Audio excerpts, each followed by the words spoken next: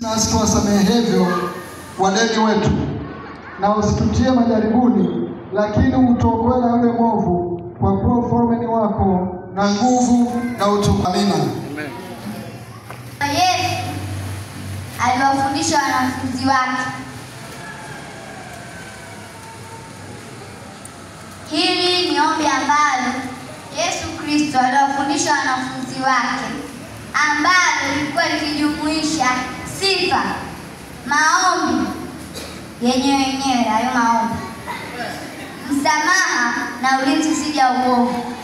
Mwambie Yesu leo wewe uwe mwanafunzi wake ili akufundishe kuomba. Unaomba, lakini unaomba kwa ajili ya mahitaji. Huwezi ukaomba dhidi ya uovu.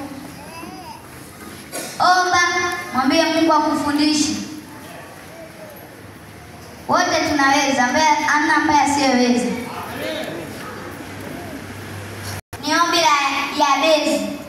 Linapatikana katika Mambo ya Nyakati wa kwanza sura ya 4 mstari wa 10. Sura ya 4 mstari wa 10. Tutasoma Mambo ya Nyakati sura ya 4 mstari wa 10. Inasema, huyo Yabesi akamlingana Mungu wa Israeli akisema, lau kwamba ungenibarikia kweli kweli. Nitarudia hapo. Lau kwamba ungenibarikia kweli kweli. Hili ni ombi fupi la Yabesi. Hili ombi lilikuwa linaomba baraka za Mungu, uongozi na ulinzi. Katika siku ya leo kuna watu wameweza kuongoza.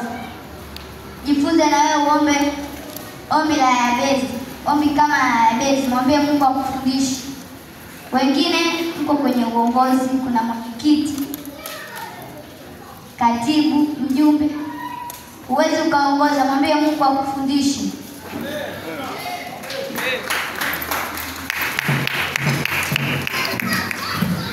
Ukimwombe. Tatu ni ombi la Hana. Linapatikana katika Samueli wa kwanza sura ya 2 mstari wa 1 hadi wa 10. Samueli wa kwanza.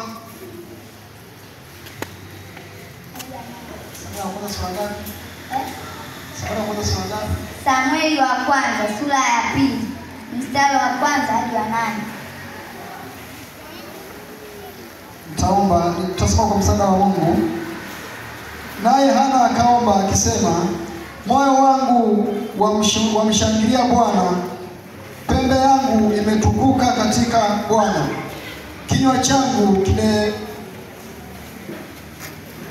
changu kimepanuka juu ya adui zangu. Alikuwa ni tasa. Yaani tunaposema tasa maana ni mtu asiyezaa. Kuna watu hapa yani hawezi kufanya jambo. Ukiambiwa kitu nasema siwezi. Hakuna lisilowezekana kwa Bwana jamani. Hakuna lisilowezekana kwa Bwana. Kama mwanamke tasa aliweza kupata mtoto, wewe utashindwaje kupata uongozi? Wewe utashindwaje kupata kitu kile ambacho unakihitaji? Kitu kikubwa ni wewe kuomba. Kuomba kwa kumaanisha.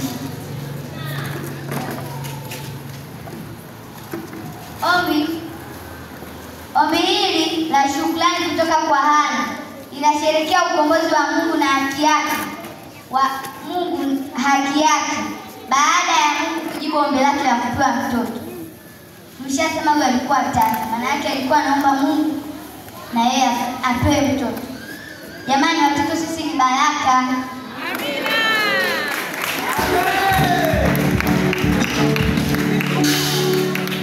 Sisi ni baraka. Ombi la 3 ni ombi la Mfalme Suleiman. 3 mstari wa 7 hadi wa 9. Wafalme wa kwanza sura ya 3 mstari wa 7 hadi 9 Na sasa kwanza niwe mfalme mimi mtumwa wako badala ya Daudi baba yangu. Nami ni mtoto mdogo tu, sijui jinsi ilipasavyo kutoka wala kuingia. Na mtumwa wako yu katikati ya watu wako uliowachagua, watu wengi wasioweza kuhesabiwa wala kufahamiwa idadi yao, kwa kuwa ni wengi. Kwa hiyo nipe mimi mtumwa wako moyo wa adili, niwahukumu watu wako na kupambanua mema na mabaya. Maana ni nani awezaye kuwahukumu hawa watu wako walio wengi? Huyu Suleiman alipopewa nafasi na Mungu ya kuomba kitu chochote, yeye alichagua hekima. Kuna mwingine mtu akimwambia leo amekuja bilionea, amekwambia uchague kitu chochote, atachagua utajiri. Mungu anaweza akashuka kwako akakwambia leo nimekuja nataka nikuulize, utachagua nini? Utachagua utajiri. Kwa nini? Kwa nini? Tunapaswa tuwe kama Suleiman. Suleiman alipewa fursa na Mungu ya kuomba chochote, lakini yeye aliomba hekima ili kuongoza watu wa Mungu, akionyesha unyenyekevu na moyo wa kuwahudumia wengine. Kiongozi, unapopewa fursa na Mungu ya kuomba chochote, omba hekima ili uweze kuwahudumia wengine.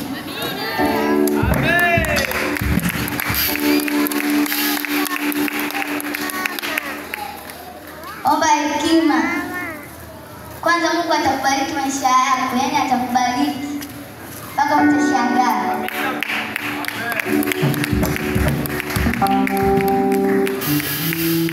Nilipokuwa darasa la 3, nilikuwa nasema hivi, mtu anayekuwa wa kwanza mpaka wa 3 anafanya nini sasa? Yani anafanya nini hasa kitu kikubwa mpaka anafanikiwa vile? Kuna mtoto mmoja alikuwa anaitwa Alex. Yani toka anaanza darasa la kwanza, mmoja alikuwa anakuwa wa kwanza, wa pili, wa 3. Nikamuuliza, wewe mzee, tunakuwa wa kwanza, wa pili, wa 3, unafanya kitu gani hasa mpaka yani unakuwa hivi? Tuambie na sisi tufanikiwe. Alisema yani wao familia yao yani wana tabia ya kumuomba Mungu na kuweka kijani kama nadhiri.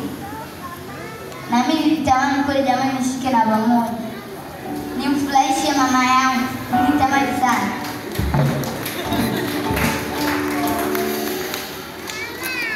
Na mimi nikaanza kuomba, nikajitahidi, nikawa 9 darasa la 3.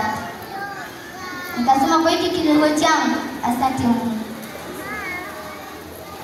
Tulipofika darasa la 4, tumesogea, nikafaulu mtihani, nikapata daraja A. Nikasema yote ni kwa nguvu za Mungu.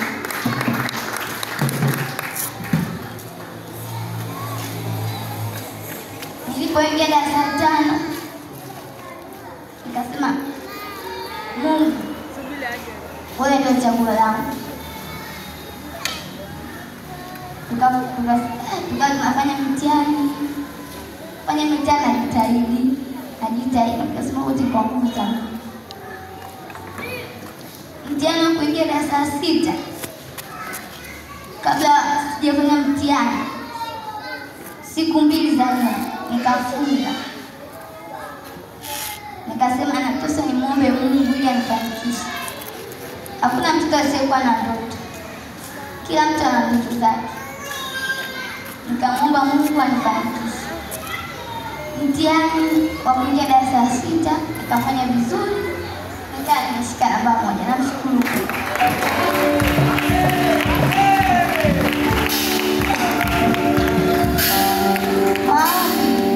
Maombi ni nguvu kubwa. Yaani maombi ni nguvu kubwa sana. Yaani maombi ni nguvu ya mafanikio. Twende ombi la mwisho. Ni ombi la kikuhani la Yesu. Tufungue Yohana 17 mstari wa kwanza.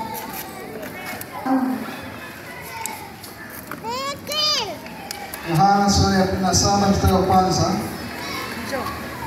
Nayo inasema, maneno hayo aliyasema Yesu, akainua macho yake kuelekea, Baba, saa imekwisha kufika. Mtukuze mwanao, ili mwana wako naye akutukuze wewe, kama vile ulivyompa mamlaka juu ya wote wenye mwili, ili kwamba wote uliompa awape uzima wa milele.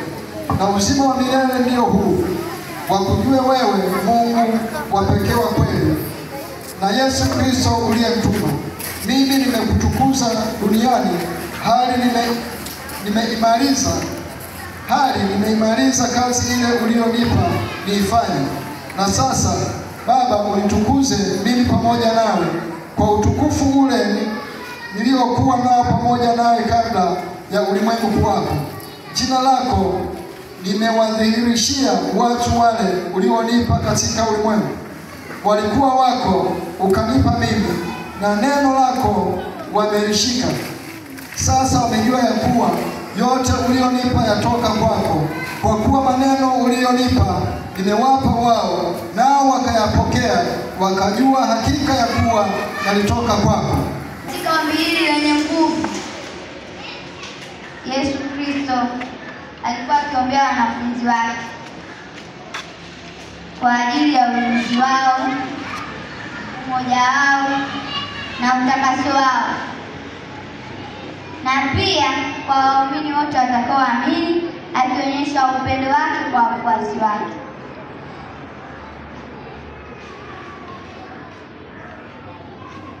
Ombi hili lilikuwa ni ombi lenye nguvu sana.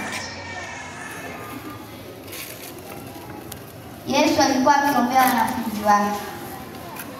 Sisi wote ni wanafunzi wa Yesu. Tunabidi tumuombe. Kuna kwaya hapa, kila kwaya jamani, kuna kwaya. Kuna kwaya ambayo haina umoja. Kuna kwaya ambayo haina umoja. Mnabidi mshirikiane kama kwaya wote kwa pamoja. Muombe Mungu awape umoja, mshikamano, amani, aondoe mvurugano.